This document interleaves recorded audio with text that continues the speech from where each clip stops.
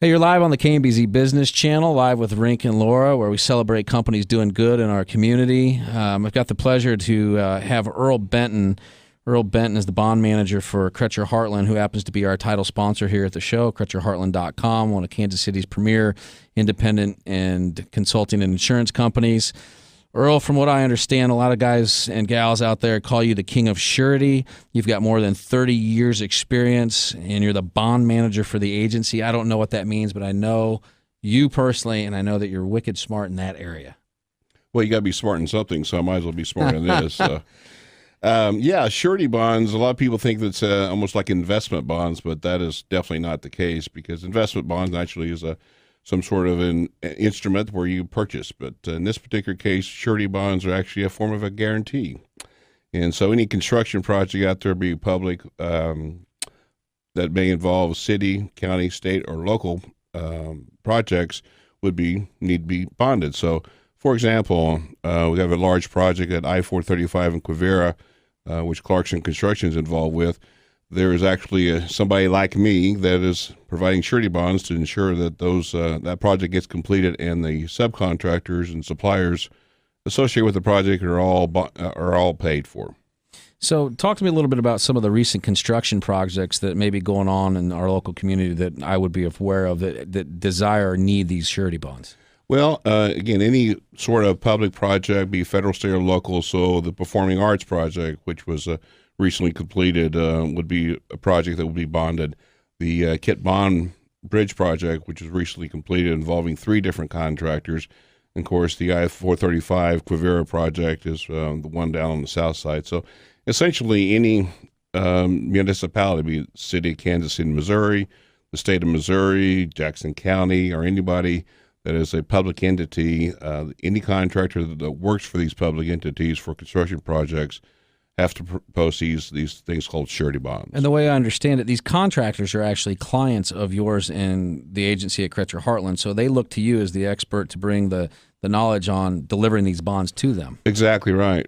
What we're providing basically is the guarantee to the particular owner of the project, and we use the financial condition of the contractor as one of the main tools to maximize the surety program. So part of my job is to provide any sort of assistance that I can provide them to assist the contractor in being as successful as he possibly can, and then to maximize the surety program through financial presentations. So help me understand a little bit. I understand what you've said so far, but I don't know that I understand why a surety bond is needed. Well, that's a good question. Actually, the need for bonds actually stem back to the early 1900s. The requirement for bonds actually stems from a couple federal laws that were enacted. The most recent one's called the Miller Act. And the Miller Act is, again, a federal mandate that said any project over a certain size, and at that time it was anything over $25,000, if you worked for the federal government, you had to post these bonds. And then what that law kind of migrated into various states, and each of the states have got, if you will, the Little Miller Act, in which it basically follows the same track as the federal form, again, requiring that these bonds have to be provided. And essentially, if they're not provided, then the municipalities that have these projects could have to pay suppliers and subcontractors twice because the prime contractor goes broke. Of course, at this time, the municipalities going broke is naturally a real big issue right now. So Lord knows we don't need any more of that problem. Court system would also be dramatically impacted because of disputes and things like that, where people, hey, I need to get paid. It's kind of like, well, I'm sorry, there is no money to get you paid. So these bonds essentially guarantee that anybody that's associated with the project, be a pipe supplier, be a utility contractor, be a laborers, that these people are going to be paid for the work that they are performed. So essentially you've got federal and state laws that are mandated that otherwise these construction projects, from what I just heard you say, wouldn't get done because the incompetent contractors would be hired, whereas if you have a bonded contractor, its work is to be guaranteed. You've got municipalities that would be impacted financially because they would be paying multiple times for their projects for redos of things that weren't done properly the first time. And then I like what you said, because you've got all these subcontractors and suppliers that aren't going to get paid. which means they're probably going to go broke, file bankruptcy, and have less jobs in the community. And at the end of the day, the court system is going to be overloaded with a bunch of frivolous lawsuits that all could have been accomplished by getting a bond. That's right. How'd I do? Absolutely wonderful. You want to be the king of bonds now? No, I don't. I like radio, and I like that. I try to understand things a little bit as we go. Yeah, you're doing great, buddy. So I guess the question is, a couple questions is, one, how do you go get one? I mean, it's not like you just go to the phone book and get a bond. So I heard you say that these contractors are your clients. So do they call you for these bonds, or can you go anywhere to get these bonds? That's an excellent question. Yeah, the people that provide bonds are experts. It's kind of like, you having a banker, you have an attorney, you have a CPA, and a surety person. So it's kind of a four-legged stool. So, what happens is you have a legal problem, you call your attorney. Right? In this case, you call an expert on your bonds and would call me or somebody similar to me.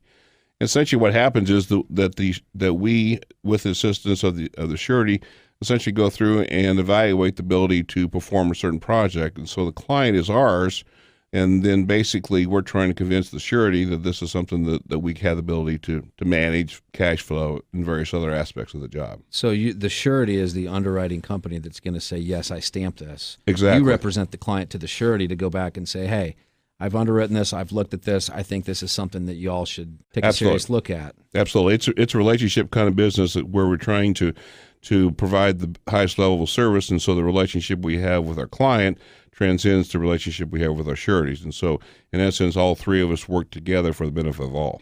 And if you do a good job representing the client, and the surety says, because they've got a relationship with Erle, you've been around 30 years, they understand your expertise and knowledge, versus a 25-year-old kid coming into the business, I would assume that there's some leverage or some expertise that's, this is Erle's, blessing. This is his stuff. We're going to take a good hard look at it, but Erle knows what he's doing. Exactly. Yeah. What we're providing is that our expertise and the relationship we have with our sureties are a major tool that we use as we go out and deal with our clients and say, hey, you should do business with us because of the relationships we have with the sureties.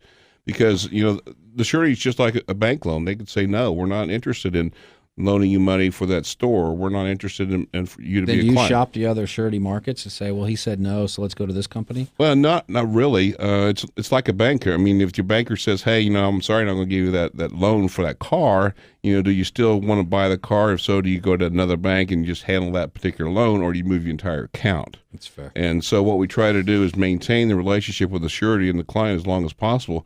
I've had some clients that went 50 years with the same surety. So it can be a long-term and ideally a long-term relationship for all parties. All right, I'm going to throw you a softball. You ready? Okay, here we go. All right. I'm a construction worker. I've got a job. I'm working on the Kit Braun Bridge. I need a surety.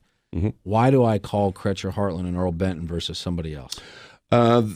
First, the agency, that's all we've done for almost 40 years is construction. Over half our volume does come from the construction industry, so we do not just bonds, but insurance and other aspects of insurance products. So that first and foremost, the agency knows what they're doing. Secondly, it's a personal situation, relationship that our client has with the experts. And there are 4 people within the bond department at Cretcher Heartland that's all we do, is we do bonds. And so insurance is different than bonds. Bonds are a little more specialized, a little more technically a little more challenging sometimes than some insurance. And so you want to make sure you have the best person doing the job for you, just like the best attorney. You want the very best attorney representing you in court. Well, by gosh, Erle, thanks for being a part of Live with Rink and Laura over here on the KMBZ Business Channel. And now as I'm driving up and down any of these places, like even up in my neck of the woods in the Northland, I can finally realize what is behind those yellow construction barrels, because there's a lot more to it than what I see. So thanks a lot, buddy. I appreciate your time. You're welcome. Thanks for